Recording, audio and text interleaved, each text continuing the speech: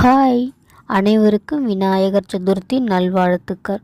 Friday night dinner பார்த்திங்கன்னா ராகி தோசை. தோசை மாவில் ராகி மாவை கலந்துட்டு ஒரு 20 மினிட்ஸ் வச்சுட்டு அப்புறம் சுட்டால் நல்லாவே வரும். நான்ஸ்டிக்கை விட கல்லில் சுடுறது தான் பெஸ்ட்டு.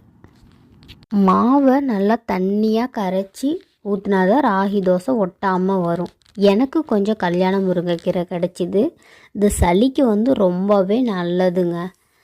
இந்த லீஃப் இந்த மாதிரி தான் இருக்கும். இது எப்படி யூஸ் பண்ணணுன்னா, இதோடைய நரம்பெல்லாம் எடுத்துட்டு அந்த தழையை மட்டும் எடுத்து மாவு கூட அரைச்சி தோசை சுட்டு சாப்பிடலாம். கருவேப்பிலை பொடி காலி ஆகிட்டு சரி சேர்த்தே அதை அரைச்சிடலான்னு சொல்லிவிட்டு அதையும் கையோட அந்த வேலையை முடிச்சாச்சு. இந்த டெக்ஸ்சரில் தான் இருக்கும். நாளைக்கு ஸ்கூல் லீவுன்றதுனால நைட்டு கொஞ்சம் டிவி பார்த்துக்கிட்டே பீஸ்ஃபுல்லாக போச்சு. இந்த சேனல் பிடிச்சிருந்தா சப்ஸ்கிரைப் பண்ணுங்கள், லைக் பண்ணுங்கள், ஷேர் பண்ணுங்கள். தேங்க்ஸ் ஃபார் வாட்சிங்.